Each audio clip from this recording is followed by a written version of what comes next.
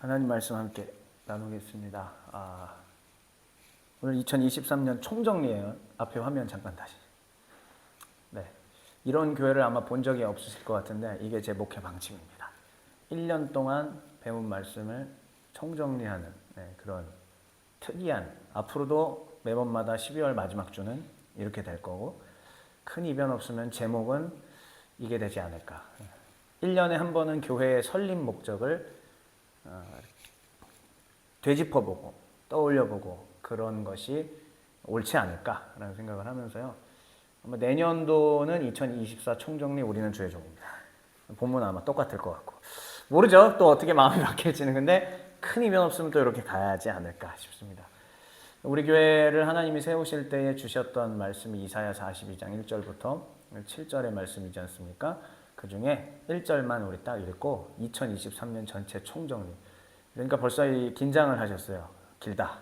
오늘 분명히 길구나. 그렇지 않습니다. 요 핵심만, 요점만 얘기하기 때문에. 지난주에도 굉장히 짧지 않았습니까? 20몇 분 하지 않았습니까? 아닌가? 그랬을 거예요. 그래서 오늘도 그렇게 짧을 거라고 저는 이제 추측을 하고 있습니다. 1절 말씀 같이 읽겠습니다. 읽겠습니다. 시작. 내가 붙드는 나의 종, 내 마음에 기뻐하는 자, 곧 내가 택한 사람을 보라. 내가 나의 영을 그에게 주었은즉 그가 이방의 정의를 베풀리라. 아멘. 네, 오늘 2023년 총정리 제목 한번 같이 읽어보겠습니다. 우리는 시작. 우리는 주의 종이다. 저 뒤에 써 있는 문구 그대로죠.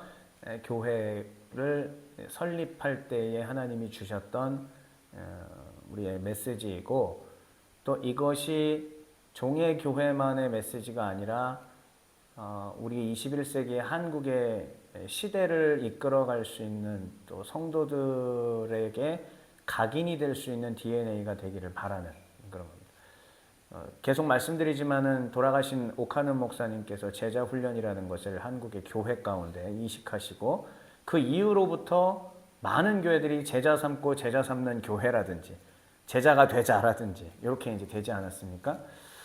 저는 우리 교회 하나의 구호로 끝나는 것이 아니라 제자가 되는 것의 또 다른 표현인 거예요. 사실 특별한 건 아닌데 제자가 되는 것의 또 다른 표현으로서 주의 종, 제자가 되는 것에다가 조금 더 아래로 하나님 앞에 순종하는 느낌의 이 종이라는 개념을 또 하나님께서 주셨고, 그래서 이렇게 그 정신으로 교회가 세워진 것이며 벌써 1년이 되었습니다.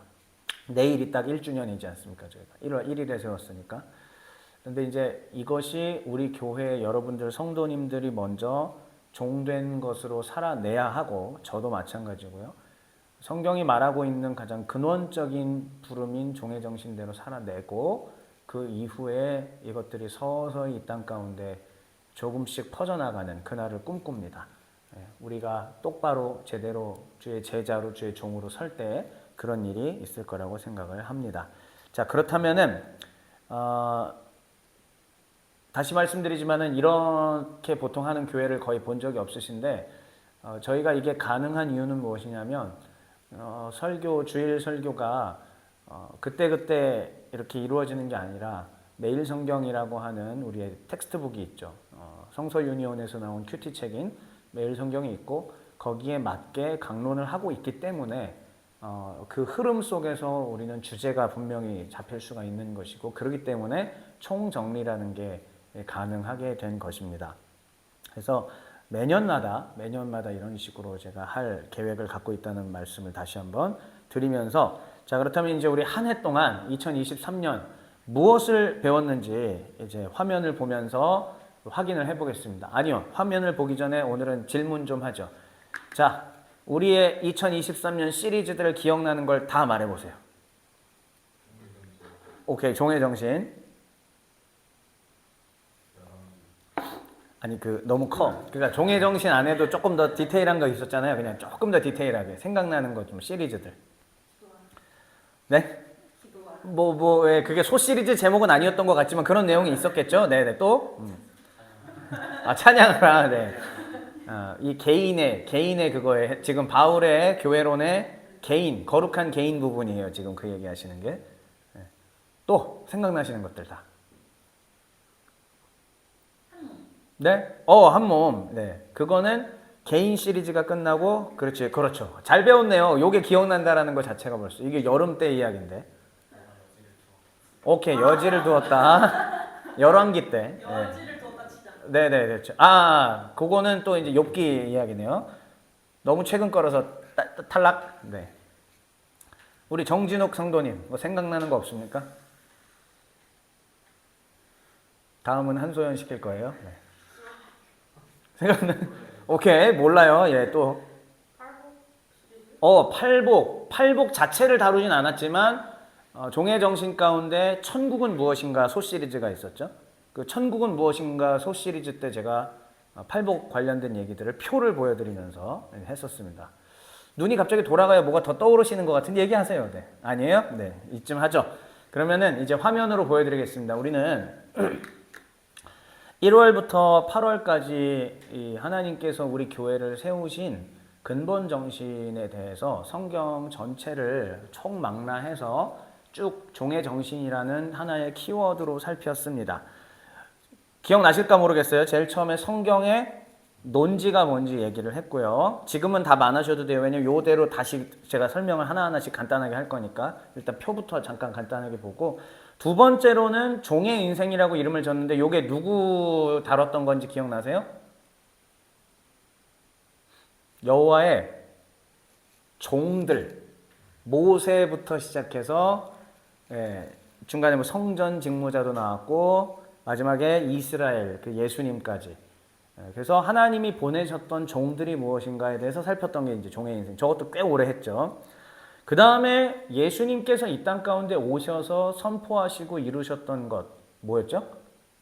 천국이에요. 주님께서 얘기하셨던 것은 천국이고, 천국의 헌법, 천국의 법률, 천국의 규칙들에 대해서 본인이 성취하셨고, 헬라어로 성취하다? 그래요. 플레로사이 하셨고, 그 다음에 그것을 가르치시고 전파하시고 이제 이런 것들을 하셨죠. 그거를 누구에게? 제자들에게 유산을 남겨주셨죠.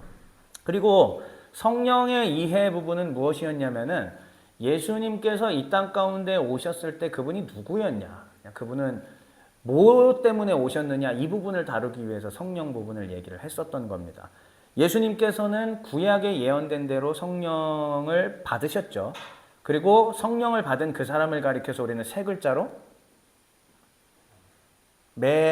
그렇죠. 좋습니다. 나이스 타이밍에 오셨어요. 이제 막 시작했거든요. 네. 그 기름 부음 받은 자를 우리는 메시아라고 얘기하는데, 그러니까 제가 성령 이해를 다뤘던 것은 뭐에 대한 얘기였냐면은 예수님께서 뭐였다? 메시아로 오신 거예요. 구약에 예언된 메시아로 오셨다. 자세한 건 뒤에 또 얘기하고요. 그 다음에 마지막으로 다뤘던 것이, 그래서 그 예수님을 통하여 하나님의 거룩한 자녀된 자들, 그 개개별들이 모여서 하나의 집단을 이루고, 그 집단을 이룬 것을 우리는 뭐라고 부른다? 그렇죠. 정확합니다. 나이스. 정확해요. 그들을 우리는 교회라고 불렀죠. 지금 여기 있는 이 사람들이 우리는 교회라고 부르는 것입니다. 성도도 맞아요. 그렇죠. 성도요 교회입니다. 그래서 바울이 이야기한 바울 서신 전체를 제가 다 살폈다고 말씀드렸죠. 다 살피고 분류하고 데이터 분석을 한 결과, 그래서 교회 이해, 바울이 가지고 있었던 머릿속의 로직, 그 머릿속에 교회를 어떻게 이해하고 있었는지 우리는 쭉 다 살폈습니다. 자, 그리고 열왕기 강론으로 와서 열왕기에서 우리는 여지, 두 마음에 대해서 살폈고, 그 다음에 그 결과 뭐가 일어났다? 분열이 일어나고요. 분열이 이루어진 북왕국과 남왕국의, 북왕국의 첫 번째 왕의 이름은? 그렇죠. 여로보암이었죠. 여로보암이 바둑을 두는데 첫 수를 뒀어요. 근데 어떤 수를 뒀습니까? 악수, 무리수를 뒀어요. 맞아요. 정확합니다. 악수와 무리수를 뒀어요. 그래서 나라가 어떻게 되었다? 삐리리 해졌다. 그리고 이제 엘리야 시대 때, 그래서 제가 엘리야 시대를 이제 아하방 시대죠. 무슨 시대라고 이름을 지었죠? 가뭄 시대라고. 그때 제목이 가뭄 시대였어요. 그래서 열왕기가 끝나고 그 다음 우리는 욥기로 와서 11월, 12월을 욥기 말씀을 살폈습니다. 규범적 지혜에 대한 얘기했고 반성적 지혜에 대한 얘기했고 초월적인 지혜의 하나님을 깨달아가며 하나님을 다시 안다라는 얘기까지. 이것이 2023년에 우리가 배웠던 말씀의 흐름입니다. 자, 그러면 어차피 뭐 똑같은 건데 일단 이 표를 한번 다시 똑같은 화면입니다. 이걸 보면서 하나하나 한번 같이 이야기를 해보겠습니다. 첫 번째, 성경의 논지였습니다. 여러분 잘 보세요. 편안하게 이제 이야기 들으시면 돼요. 화면 뭐 보시면서 편하게 이야기를 들으시면 됩니다. 하나님은 사실 지극히 작은 나 한 사람에 대한 관심. 사실 우리 기독교의 출발은 위대하신 하나님으로부터 하나님의 계시로부터 출발하는 것은 이론상 맞지만 그러나 우리의 접근상 지극히 연약하고 비루하고 문제 있고 깨지고 아픈 나 한 사람에 대한 하나님의 사랑과 관심으로 출발한다는 사실을 꼭 기억하시길 바라요. 하나님은 그 지극히 작은 나를 살리기 위해서 이 땅 가운데 종을 보내십니다. 지극히 작은 나 한 사람을 살리기 위해서 지속적으로 하나님은 종들을 보내셨고요. 종들을 보냈는데 왜 보내셨냐면 하나님의 나라가 깨져 있기 때문입니다. 잘 아시다시피 창세기에 에덴의 누구의 범죄 때문에? 아담의 범죄 때문에 하나님과 우리의 관계, 계약 맺었던 것이 파기가 돼 있어서 이대로라면은 안 좋은 영향력과 안 좋은 결과만 계속 날 수밖에 없어요. 하나님하고 우리는 완전히 끊어져 있으니까. 그래서 지극히 작은 나 한 사람을 살리기 위해 하나님께서 종들을 계속 보내시는 스토리가 바로 성경 이야기였던 겁니다. 자, 종들을 보내다가 하나님께서 이제 제대로 된 종을 한 명 보내시죠. 그 제대로 된 종이 누굴까요? 예수님이죠. 자, 이제 이 표를 보겠습니다. 기억나실까 모르겠어요. 이거 굉장히 오래전에 올해 이 종의 이 여호와의 종들 다 하고 정리하면서 보여드렸던 표인데요. 제가 종의 정신에서 보여드렸던 종들 명단입니다. 모세, 여호수아, 다윗, 다니엘과 세 친구, 성전 직무자들, 선지자들, 그 다음에 이스라엘이란 나라 자체가 하나님이 보내신 종이었고 그 다음에 예수님이 진짜 종 중에 종이었다라는 얘기고요. 예수님을 통하여 교회가 설립이 되고 그리고 이 교회에 대한 올바른 지도가 필요했기 때문에 하나님은 바울이라고 하는 종까지 선택을 해서 그리고 이 바울 이후로 2000년이 지난 지금 우리까지 이 수많은 종들을 통해서 하나님께서는 당신의 나라를 이루어가시고 가르치시고 세우시더라라는 얘기입니다. 모세를 통해서는 우리가 뭘 배웠느냐? 상 주시는 설계자. 모세 인생은 어땠다고 그랬어요? 꼬이고 기억나세요? 꼬이고 무너지고 그랬잖아요. 그런데 그 가운데서도 상 주시는 설계자의 위로를 받는 게 바로 모세요. 또한 겁에 질려 있었던 여호수아에게 강하고 담대하라는 위로를 주셨던 우리 하나님.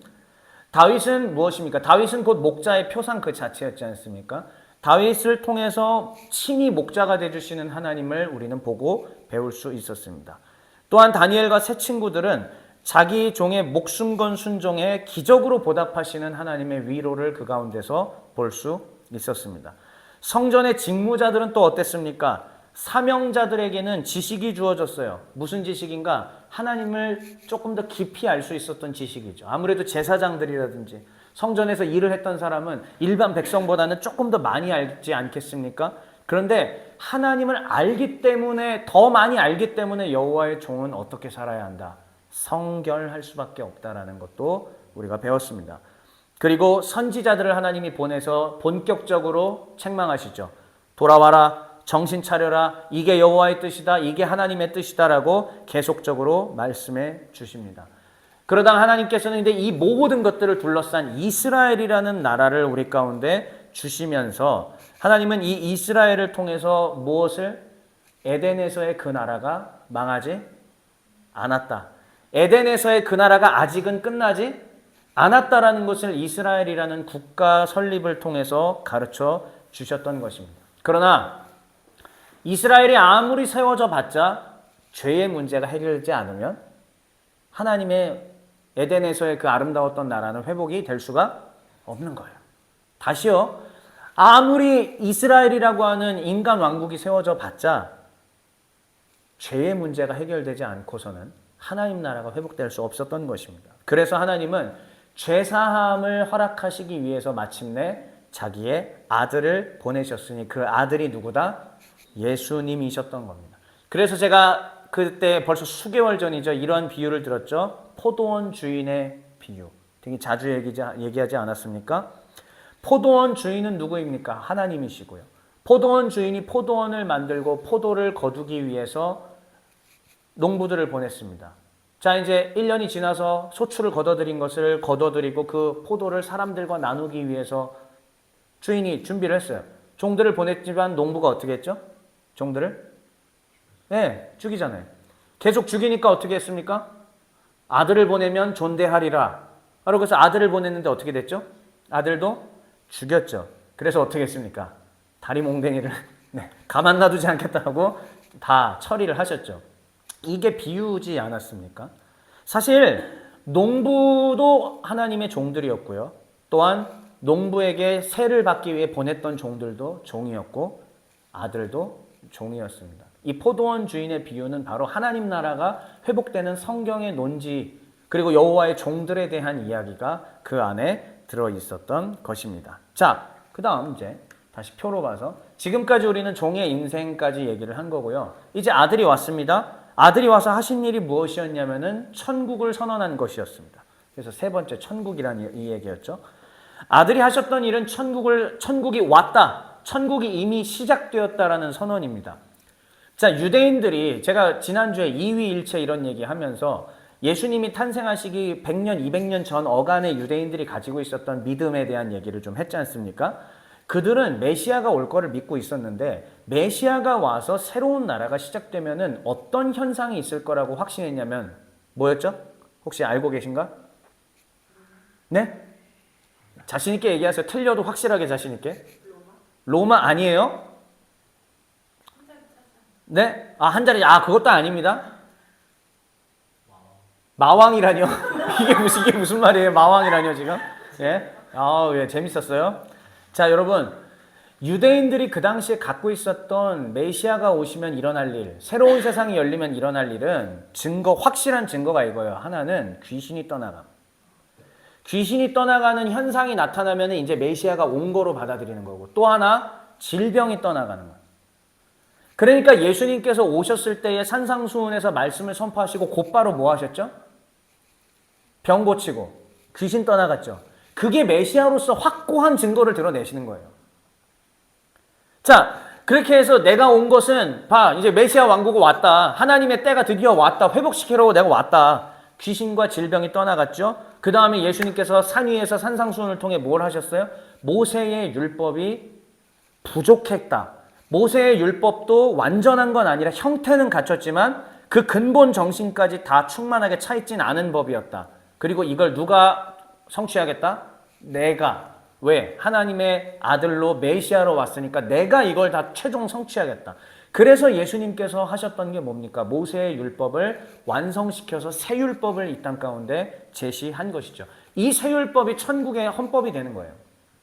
이것이 하나님이 완성하시고자 했던 그 나라의 헌법이요 참된 기준과 표준이 되는 것입니다. 이게 바로 아들이 천국을 선언하면서 하시는 일들이었죠.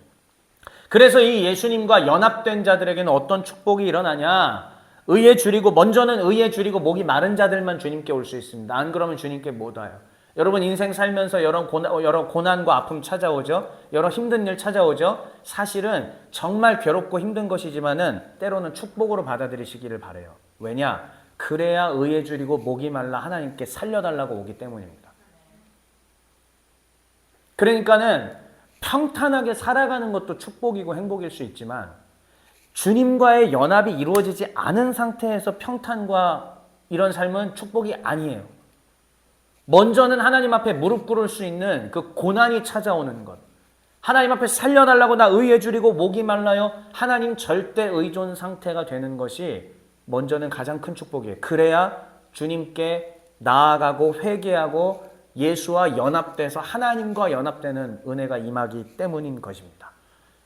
자, 이 예수 그리스도와 함께 연합된 자들, 의에 줄이고 목마른 자들은 주님과의 연합으로 인하여서 죄사함의 은혜가 임하는 것이고 어두웠던 눈이 갑자기 밝아져요. 그래서 이게 하늘의 보화구나 라는 것들을 깨닫게 됩니다. 이전까지는 이게 무가치한 것으로 생각이 됐는데 눈이 밝아지니까는 저게 진짜 가치로운 일이구나 라는 것들을 깨닫게 되는 것이죠. 행복을 따라갈 거면은 기독교에 오지 않아도 됩니다. 그런데 축복을 따라가려면 반드시 주 예수 그리스도께서 계시는 기독교에 와야 합니다. 기독이 그리스도의 한자어라고 제가 말씀드렸죠. 그리스도 교회에 오셔야 돼요. 왜요? 그래야만 진짜 하나님의 축복된 그 은혜를 누릴 수 있고 눈이 밝아져서 그게 진짜 축복이라는 걸 깨닫게 되기 때문입니다. 그러나 이 땅에서의 행복만 추구한다면 굳이 교회를 나올 이유는 없습니다. 자, 천국에 대한 것들은 대충 여기까지만 말씀드리겠습니다. 또 더 얘기하자면 또 한도 끝도 없이 제가 길어지니까 스탑하고요. 자, 그 다음에 이제 성령에 대한 건데 이 하나님의 아들, 종 중에서 가장 위대한 종이었던 하나님의 아들이 이 땅에 오셔서 무엇을 하셨냐면은 천국을 선언하시고 하나님의 죄사함, 이 하나님의 자녀 될 수 있도록 죄사함의 은총을 주셨지 않습니까? 그런데 이 모든 것들이 사실은 다 뭐였다? 레전드, 전설 속에 예언이 되어 있었다라는 얘기죠. 이사야 61장 말씀 가운데 다 예언되어 있었던 것입니다. 그래서 이 전설의 실현을 위해서 예수님께서 굳이 하지 않으셔도 되는 그 일을 하셨으니 그게 뭐예요? 세례 요한에게 세례를 받는 것. 왜요? 세례 요한에게 세례받고 하나님의 영이 임하는 것 자체가 이사야에 이미 예언이 돼 있거든요. 그리고 그 일이 이루어지는 그 사람이 메시아라는 것이 성경에서 증언하고 있는 거기 때문에 예수님은 하나님의 그 예언을 이루기 위하여서 그 일을 성취하셨다라는 얘기입니다. 세례 요한도 사실은 뜬금없었겠죠. 내가 도대체 저분한테 이거 왜 해야 돼? 근데 구약에 이미 레전드, 전설로 남아 있었습니다. 그 전설을 실현시켜야 됐던 것이죠. 예수님께서 성령을 받으시니까 이제 성령에 대한 이해가 또 하나님의 나라에 대한 이해, 천국에 대한 이해, 주님의 크고 위대한 계획들이 이해가 되고 제자들도 깨닫게 되죠. 그리고 이것을 본격적으로 문을 열기 위해서 오순절에 예루살렘에 모여있던 120문도 가운데 성령이 강하게 임하십니다. 그때 성령이 임하시고 난 다음에 공식적으로 출범한 것이 무엇이라고 그랬죠? 교회예요. 그때부터 교회가 출범하는 겁니다. 그래서 이제 이 예수님의 천국 가르침과 예수님의 죄사함 가르침과 이런 것들을 이해한 이 교회가 땅끝까지 이르러서 주님이 다시 오실 때까지 이것을 전파하며 살아가게 된 것이고 이 제도가 지금까지 몇 년? 2000년 동안에 유지되어 오고 있는 거예요. 언제까지 지속될까요? 주님의 재림 때까지 이게 지속이 되는 것입니다. 자, 그러면은 교회 아닙니까? 이것이 바로 교회. 이 교회가 어떻게 가야 되는지 어떻게 가야 올바른 건지 하나님이 성경을 통해 남겨주시지 않았다면 우리는 그냥 엉망진창이 됐을 거예요. 질서도 없고 무질서하게. 전에 그 고린도전서 얘기하면서 이런 얘기했죠. 제가 여기서 예를 들어서 여기서 설교를 하고 있는데 갑자기 저 뒤에서 우리 조다의 성도가 일어나더니 막 춤을 춰. 갑자기 막 성령 춤을 막 저는 많이 그런 현장에 많이 있어봤기 때문에 성령 춤 추는 분 제가 많이 봤거든요. 근데 설교하고 있는데 뒤에서 갑자기 성령 춤을 춘다든지 또 제가 여기서 말씀을 전하고 있는데 정진욱 성도 갑자기 일어나더니 주님께서 지금 나에게 말씀을 주셨다. 박지엽 회개하라. 갑자기 이래요. 뭐 그럴 수 있어. 박지엽이 죄악을 저질렀으면 회개해야지. 그런데 이게 매주 주일마다 이런 일이 벌어지면 어떻게 될까요? 질서가 없어지죠. 그 다음에 교회 안에 이단 사설을 갖고 온 사람들이 있어서 그걸 얘기하는데 여기에 대한 지침과 가르침이 없으면 분별 자체가 안 되죠.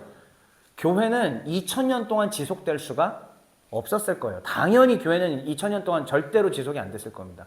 그런데 왜 우리가 2000년 넘게 계속 교회가 존속이 되고 주님 오실 때까지 계속 지속될 거냐면 성경을 남겨주셔서 그래요.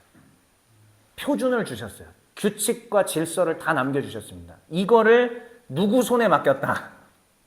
사도 바울 손에 맡긴 거예요. 그래서 하나님은 사도 바울에게 교회가 무엇인지 가르쳐 주셨고 바울을 통해서 이 교회가 우리 가운데 가르쳐진 것이죠. 그래서 바울이 우리 가운데 가르쳐 준 것이 무엇이었냐면 이런 거예요. 먼저는 거룩한 개인이 되라. 성령을 받은 자여 거룩한 개인이 되라. 그래서 성령 받은 사람은 어떻게 해야 된다? 이거를 계속 유지하고 올바르게 가기 위해서 무슨 생활? 세 가지? 야, 이제 요건 외우겠지. 자, 아까도 얘기했으니까. 말씀, 네, 찬양, 기도. 이것을 쉬지 않고 끊임없이 자신의 일상에서 해나가는 개인의 예배를 해야만, 개인의 경건을 해야만 거룩한 개인으로서의 이 포지션을 유지할 수 있다는 얘기예요. 안 그러면은 마귀가 계속 우는 사자와 같이 입 벌리고 달려들어서 우리를 이렇게 넘어뜨리고 이렇게 넘어뜨리고 이렇게 쓰러뜨리거든요. 그러면 계속 우리는 지게 되는 거예요. 패배하는 거예요. 그러니까 여러분 혹시 내가 영적으로 다운되어 있다 아니면 뭔가 잘 안 되는 것 이상하다라고 하면은요. 잘 분석해 보세요. 말씀 생활, 기도 생활, 찬양 생활이 어딘가 하나가 막혀 있는 거예요.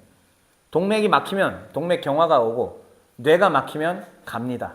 한 번에 가요. 그렇죠? 네. 주변에도 이제 뇌졸중이라든지 뇌경색 많이 봐가지고 그냥 진짜 한순간이더라고요. 한순간. 그래서 여러분 어디 하나가 막혀 있으면 우리는 사실 죽어있는, 영적으로 죽어있는 거나 다름이 없다는 거예요. 그런데 교회가 영적으로 죽은 사람들만 모여 있어. 이미 직분은 받아서 집사래, 권사래, 장로래. 근데 다 죽어 있어. 죽은 사람들이 여기 앉아 있어. 찬송도 불러, 기도도 해, 예배를 드려요. 근데 뭐겠어요, 이건 다. 동맥경화 오고 뇌, 신경 다 이게 혈관 막힌 사람들이 예배 드리고 있는 거예요. 어느 교회라고 얘기하는 게 아니라 그런 비유를 드는 겁니다. 그러니까 먼저는 바울이 우리한테 가르쳐 준 게 거룩한 개인이 되라. 그리고 이 거룩한 개인들이 모여서 뭐가 된다? 공동체인 교회 공동체가 된다라는 이야기고요. 그래서 그들이 모여서 일주일에 한 번 하나님이 천지를 창조하시고 안식하셨던 그때를 기억하며 일주일에 한 번 다 같이 모여 주님을 예배하는 이 예배 제도를 통해서 우리가 뭐라는 걸 기억해라. 우리는 거룩한 교회 성도, 또 우리는 뭘 따라가는 자? 예수님의 새 율법을 따라가는 자. 또 우리는 누구? 거룩하신 하나님의 나라를 회복시킬 자. 온 천하에 다니며 만민에게 이 복음을 전해서 사람을 살려야 되는 사명자, 주의 종들이다라는 것을 매주 주일 예배, 일주일에 한 번의 예배 제도를 통해서 또 확인하고 또 마음을 다잡고 우리는 그렇게 살아가게 된다. 이걸 누가 가르쳐 줬다고요? 다시 한번? 바울이. 정확하게 얘기하면 하나님께서 바울을 통하여 우리에게 가르쳐 주신 겁니다. 그래서 분별된 교회가 해야 되는 것들. 자, 아까 거룩한 개인은 다 맞췄어요. 말씀과 기도와 찬양. 자, 물어볼게요. 분별된 교회가 해야 되는 것들 뭐였었죠? 한 몸, 오케이. 한 몸, 좋아요. 네, 한 몸 정신. 일단 교회는 머리가 누구예요? 예수님이 머리시고 그 머리의 부분을 이루는 신체죠. 그러니까는 우리와 예수님은 서로 어떤 상태예요? 한 몸으로 연합된 상태입니다. 좋아요. 또. 네, 그 한 몸을 지키기 위해서는 질서가 필요한 거예요. 그러니까 예를 들면은 갑자기 제 뇌의 통치를 안 받고 제 손이 맘대로 움직여. 기생수처럼. 네? 예, 이상한 얘기 안 하겠습니다. 예, 애니메이션 얘기였어요. 하여튼 내 마음대로 내 통치를 안 받아. 얘가. 그러면은 이거는 내 몸이 질서 있게 움직여지지 않는 거죠. 그렇죠? 그러니까 질서가 있어야 되는데 그 질서를 세우기 위해서 하나님이 바울에게 뭘 말씀하셨죠? 직분과 직분자들을 통하여 하는 일들, 말씀과 기도에 전념하는 사역자와 또한 집사들을 세워서 그 집사는 성령으로 충만한 자들, 그래서 행정적인 것과 구제를 담당하게 하라라는 이 제도. 그 다음에 한 직분자를 세울 땐 이러한 사람을 세워라. 디모데에게 줬던 가르침들이 다 그런 얘기 아니겠습니까? 좋아요. 한 몸을 이루기 위해서는 질서가 필요하고 질서를 지키기 위해 직분을 주셨다. 또 다른 거예요. 무슨 정신 막 이랬잖아요. 제가 무슨 정신. 그래요. 자, 그리고 이 한 몸을 지키기 위해서는 사랑 정신이 필요했다고 했는데 고린도전서 얘기를 하면서 제가 그런 얘기를 했죠. 사실은 나는 십자가 이외에 알기를 원치 아니하노라. 바울이 그런 얘기를 했던 것. 텔레이오스 기억나세요? 텔레이오스? 어떤 게 진짜 성숙한 사람인지 제가 얘기를 할 때 헬라어 텔레이오스 얘기했잖아요. 사람들은 자신들이 신령하다고 생각을 합니다. 뉴마티코스. 내가 신령하고 내가 영적이라고 생각하는데 바울은 뭐라고 했어요? 그렇게 말하는 그 사람이 사실은 어린아이라는 얘기예요. 네피오이스. 그 사람이 사실은 어린아이다라고 얘기했잖아요. 바울. 왜요? 자기가 봤어. 영적으로 뭘 다 해. 막 장풍도 쏴 하는데 그거를 떠벌리고 다니고 그렇게 해서 내가 저 사람보다 우위에 있다고 얘기하는 것들을 바울이 뭐라고 얘기했죠? 사실 그거는 네피오이스. 어린아이다. 진짜 신령한 진짜 성숙한 텔레이오스들은 어떤 사람들이냐? 십자가에 자신을 주님과 똑같이 못 박고 남을 위해서 발을 씻어줄 수 있는 사람. 싸바싸바 아니고 발을 씻어줄 수 있는 사람. 남을 위해서 포기할 수 있는 사람. 남을 위해서 매를 대신 맞을 수 있는 사람. 고기를 영원히 끊을 수 있는 사람. 여기서 말하는 그 고기는 그 고기 아니야. 자, 기억하세요. 자, 이교 제2에 대한 얘기였잖아요. 모르는 척 하지 마세요. 지금 다. 아무튼 이제 새로 오신 분들이야 이거를 못 들었으니까 그런데 아무튼 다 알죠? 네. 그래서 이렇게까지 자신의 이런 것들을 십자가에 못 박고 갈 수 있는 사랑 정신, 그리고 그게 어디로 곧바로 그 다음 주에 제가 뭘 포기하라? 권리 포기 얘기했죠. 그래서 바울이 고린도전서에서 얘기했던 굉장히 중요한 정신이 뭐예요? 10장 이후로 권리 포기였어요. 권리 포기.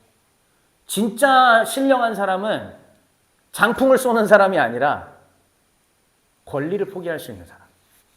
발을 씻어줄 수 있는 사람. 내가 낮아진 곳으로 상석을 남들에게 양보하고 말석으로 갈 수 있는 사람. 그게 진짜 성령 받은 사람이고 진짜 신령한 사람이다. 그 사람들이 직분자로 서야 하고 그런 사람들이 직분자로 섰을 때 교회는 어떻게 된다? 하나로 지켜질 수 있다라는 것이 바울이 얘기하는 거예요. 그 다음에 이 권리 포기의 마지막 단계가 어디까지? 빌립보 교회한테 참 은혜 많이 입었죠, 바울이. 빌립보 교회가 뭘 해줬죠? 네네. 바울이 마지막에 보면은 거기 주고받는 것이란 표현을 써요. 이 주고받는 것이 사실 뭐냐면 이거예요. 내가 사역을 하는데 주고받는 것으로 해준 건 너희밖에 없다. 요 말이었거든요. 빌립보 교회한테. 이게 근데 우리는 한글 성경 딱 보면은 주고받는 게 뭔 소리야? 뭘 주고받았지? 이 주고받는 게 사실은 돈입니다. 실제적으로 바울의 선교 사역을 도와줬던. 그래서 진짜 우리가 교회를 위해서 자신의 권리를 포기하는 것은 사실상 내 소득의 일정 부분을 떼서 교회에 드리고 주의 사역을 하게 한다. 이건 대단한 권리 포기예요. 근데 제가 그래서 여기까지 바울이 그런 얘기 했었죠. 이 이방인 교회들이 헬라 교회들이 로마에 있는 교회들이 모아서 유대의 기근으로 힘들어하고 있는 예루살렘 교회에다가 보낼 테니 헌금하자.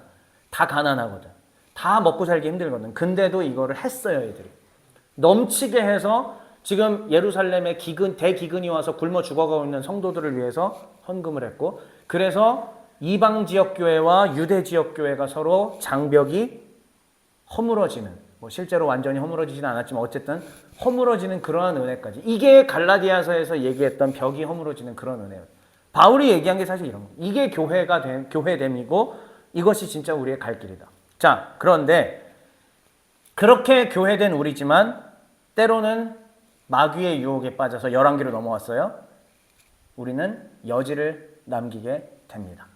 그 여지는 결국 우리에게 두 마음을 허락하게 되고요. 이 두 마음은 결국은 마음이 두 개니까는 실제로 두 개로 찢어지게 되겠죠. 그래서 분열이 일어나게 돼요. 그러니까 수를 잘 둬야 되는데 하나님의 자녀로 교회로서 올바르게 수를 둬야 되는데 지금 바둑이에요. 근데 악수를 둬버리죠. 처음에 수 하나 잘못 두면 그 판은 시작이 무너지면 끝나요. 그런 것처럼 우리의 신앙도 가다가 이상한 결과인 영적인 가뭄이 찾아오게 되더라라는. 혹시 영적인 가뭄이 찾아온 분들 계세요? 이유는 간단해요. 여지가 있는 거예요. 교회에 대한 가르침을 제대로 이해하지 못한 겁니다. 교회에게 주시는 예수님의 세율법에 대한 가르침에 온전하게 서 있지 못한 겁니다. 제가 왜 종회정신 교재를 자꾸 만든다고 얘기했죠? 이 내용을 다 정리할 겁니다. 그래서 이거를 배우고 또 익히고 또 익혀야지. 그래서 정말 우리의 신앙의 표준으로 삼아서 이것이 부모가 익혀서 자식에게, 자식들도 이걸 배우면서 아, 이게 기독교구나, 이게 예수님의 가르침이고 이게 교회구나라는 걸 어릴 때부터 분명하게 알고 깨달았고, 그래서 그렇게 살아낼 수 있게 하기 위해서 이 교재를 쓰려고 하는 거예요. 안 그러면 우리는 가뭄. 우리의 가정 가운데 교회는 잘 다닌 것 같지만 자식들이 하나님을 안 믿게 되고 자식들이 교회를 떠나고 자식들이 대학을 가면 다 교회를 떠나고 타락하는 일들이 왜 계속 발생하느냐? 사실상 이 표준들이 제대로 안 잡혀 있기 때문입니다. 물론 잡아도 그런 일이 있을 수 있어요. 그러나 잡으면 안 그럴 가능성이 높아지겠죠. 아무튼 자, 그래서 그 다음에 이렇게 하나님의 뜻대로 안 했을 때는 여지가 남기고 또 분열이 일어나고 가뭄이 올 수 있지만 하나님 뜻대로 잘 되면은 가뭄도 없고 분열도 없겠죠? 우리의 인생은 행복하고 아름다운 인생으로 되겠죠? 그런데 욥기는 자, 이제 2023년 기가 막히지 않아요? 그런데 욥기는 우리에게 아니라고 얘기합니다. 하나님의 말씀대로 잘 살았지만 고난이 올 수 있다고 가르치고 있습니다. 우리가 여러분 기도 많이 해보셨잖아요. 여러분들의 기도를 또 데이터 분석을 해보세요. 내가 하고 있는 기도 내용이 어느 쪽으로 어느 내용들이 지금 퍼센테이지가 어떻게 되고 있는지 한번 보세요. 사실상 내 소원을 이루는 쪽이 퍼센트가 몇 퍼센트인지 한번 따져보세요. 내가 이거 이루어주세요, 이거 시켜주세요라고 하는 게 몇 퍼센트인지 한번 보세요. 네, 많아요. 100%예요. 여러분, 근데 예수님께서는 소원을 위해 간구하고 기도하라고 먼저 얘기하셨습니다. 그래서 할 수 있어요. 그런데 예수님께서 말씀하신 그 기도가 전부는 아니에요. 그거는 그 부분에선 그렇게 얘기했지만은 기도를 종합적으로 우리가 이해해 본다면은 사실 기도는 뭐냐면 내 소원을 이루어 달라는 것의 도구가 아니라 하나님 당신이 나의 주인이십니다. 내가 이루고자 하는 일을 기도하지만 안 이루어지는데 하나님 당신이 나의 주인인 것을 내가 제발 좀 받아들일 수 있게 도와주십시오. 그게 잘 안 돼요, 하나님. 지금 내가 삶이 고단해서 이게 받아들여지기 어렵고 하나님을 왕으로 인정하기가 정말 어렵습니다만 하나님, 내가 이렇게 몸부림치고 있습니다. 하나님의 초월적 지혜 가운데 내가 인정할 수 있는 하나님의 그 주권을 인정할 수 있는 주의 자녀가 되게 도와주세요라는 게 사실은 기도의 진짜예요. 제가 지난 15년 넘게 해왔던 기도들이 바로 이런 기도였습니다. 달라고 기도를 안 해봤겠습니까? 하죠. 그러나 10%도 안 돼요. 나머지 90은 뭐냐? 오직 주께 충성. 주님이 말씀하시면 즉각 순종. 하나님을 더 잘 이해하게 도와주옵시고 하나님 내 안에 고난이 찾아오고 뭐하고 신경 쓰지 않겠습니다. 오직 주님 말씀에만 따라갈 수 있는 내 삶은 전부가 다 하나님 것이었고 나를 부르신 이 모양으로 두신 것도 하나님의 뜻이요. 나를 지금 여기서 이 타이밍에 이 영광을 누리게 하신 것도 하나님이요. 이 타이밍에 나를 무너지게 하신 것도 하나님의 은혜 가운데 이루어진 일이라고 믿습니다. 내 전 존재가 당신의 뜻을 비추는 내 삶이 되게 하여 주옵소서. 글쎄요, 목사라서 그럴까요? 예, 목회자니까 좀 더 그런 비장한 건 있겠죠. 하지만 저는 그렇게 생각합니다. 모든 성도가 이래야 돼요. 모든 주님을 따라가는 참된 신자라면 이렇게 돼야 된다고 확신합니다. 맨 처음 시작은 지극히 작은 한 사람에 대한 관심, 그게 성경 논지라고 이야기를 했었죠. 이제 마치겠습니다. 지극히 작은 한 사람인 저와 여러분을 하나님은 사랑하셔서 종들을 보내셨고 아들을 보내셨고 죄사함을 이뤄내시고 교회를 만들어내셨습니다. 그리고 그 교회는 2000년 동안 지속이 되고 있습니다. 그런데 이 교회의 구성원인 우리에게 2023년 12월 31일에 우리 하나님께서는 이렇게 말씀하십니다. 이해되지 않아도 나를 따라오겠느냐? 아직 답변하지 마세요. 생각해 보세요. 우리가 욥기가 마지막이었잖아요. 이해되지 않아도 네 머리의 한계로 나 여호와를 닮지 못한다 할지라도 그래도 나를 따라올 테냐. 네가 소원하는 것들을 금식 기도하고 40일 금식 기도하고 철야 기도를 하고 무릎 들여서 그렇게 하고 했지만 내가 이루어주지 않는다 할지라도 내가 들어주지 않는다 할지라도 그래도 나를 따라오겠느냐? 라고 했을 때 여러분들은 뭐라고 답변하실래요? 저는 당당하게 제 신앙 고백으로 이 아래에다 썼습니다. 같이 읽으실 분들만 읽어주세요. 이게 어려우면 안 읽으셔도 돼요. 자, 다시요. 어려우면 안 읽으셔도 돼요. 강요 아니에요. 근데 저는 제 신앙 고백입니다. 하나님 앞에. 왜요? 20살부터 지금까지 이게 제 기도의 90%였으니까요. 같이 읽을 분들만 읽겠습니다. 정세철 형제님은 사극 톤으로 멋지게 읽어주시고 전 저대로 읽겠습니다. 시작. 여부가 있겠습니까? 물론이지요. 땅란. 네, 땅란. 죄송해요. 성조가 틀렸어요. 땅란. 당연하지요, 하나님. 물론이지요. 모찌론데스. 굉장히 국제적인 우리 종회교회예요. Sure, sure, absolutely. 여러분, 이제 교회 1년 됐잖아요.